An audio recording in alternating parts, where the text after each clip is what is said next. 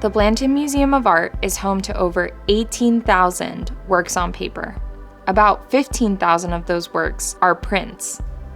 Prints housed at the Blanton range in technique, from traditional woodcuts and etchings to modern screen prints. A handful of works in the collection involve a more unconventional printmaking method known as collagraphy. Collagraphs are made from everyday materials collaged on a printing plate. This incredible colograph in the Blanton's collection, Vamos, was created in 1993 by the Cuban artist Belklis Ayón. Much of Ayón's work shows depictions of a Bacua, an all-male Afro-Cuban secret society. The work Vamos depicts a scene with the Princess Sican, a principal figure in a Bacua lore.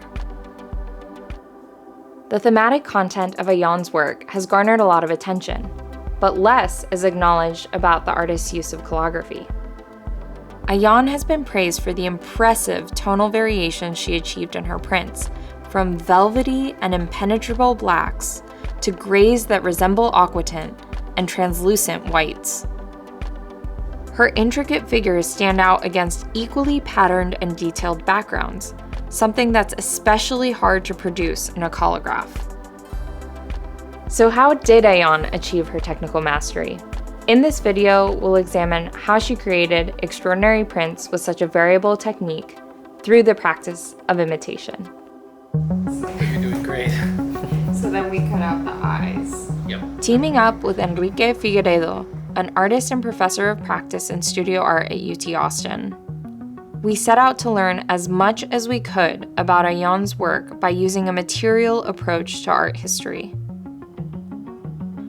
We started by gathering materials that she was known to use, including cardstock of varying weights, sandpaper, and carborundum.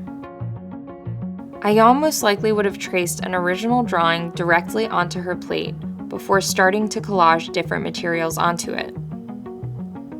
But to try to best match the artist's hand, we traced and cut stencils of the figures and elements of the original print.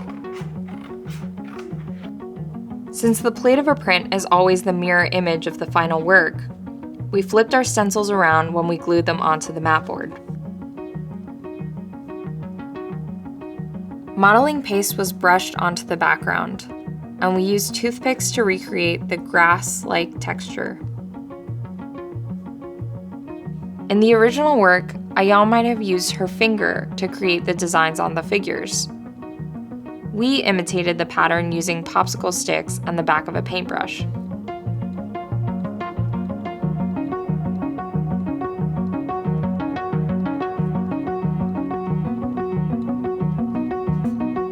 Cutting and applying the cardstock scales onto the figure of Sican was challenging, revealing how tedious and labor-intensive her process was.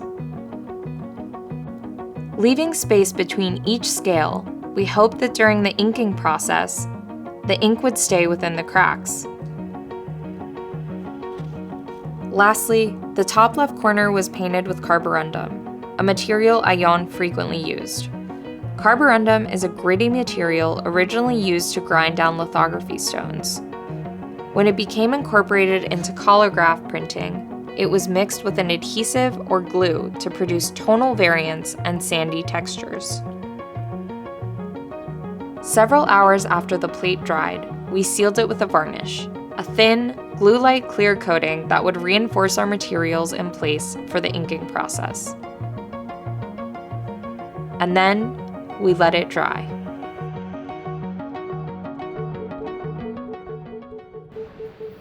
The next day, we set out to ink and print our plate. We soaked paper in a water bath for about 30 minutes. Ayón worked with very wet paper, allowing the cotton fibers to soften so it could be pressed into and embossed without tearing. Our inking process started by applying a first coat with a metal scraper. It was important to get ink in all the grooves. Mixing it with oil helped spread the ink onto the parts of the plate that needed more attention. We wiped the plate with tarlatan to smooth out the surface. Finally, Taking a piece of cloth dipped in mineral solvent, we wiped off ink from certain areas, most notably the bright white elements of Sikan and the serpent. This is the part where Ayon's artistic method really shows and proved the hardest to replicate.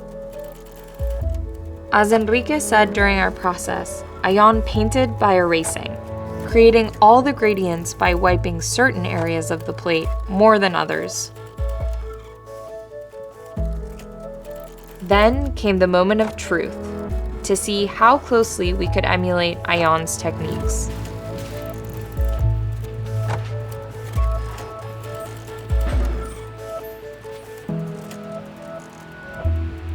After each try, we studied our result. Yeah. I'm amazed at how we got it. We methodically reapplied or wiped ink in certain areas for each subsequent print. Just the inking and printing of 3 proofs took hours, demonstrating how arduous and careful Ayon's process was from beginning to end.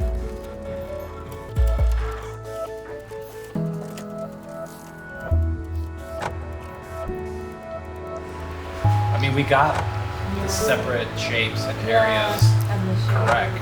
A little bit. And a little bit of the texture. Ayon's brilliance in collagraphy shows through the elaborate visual textures and tonal variants. She sculpted her plates with materials that created subtle three-dimensionality in her prints, while also bringing a drawing-like style to printmaking.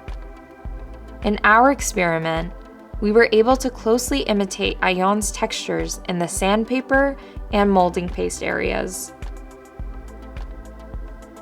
We were in awe, discovering how difficult it would have been to make consistent additions that were inked and wiped in the same way each time. Recreating a modest version of Vamos revealed a lot about what Ayon's process might have looked like, while also leaving us with many unanswered questions. But the mysteries that remain of how she was able to create her astonishing multiple originals also contribute to their beauty and genius.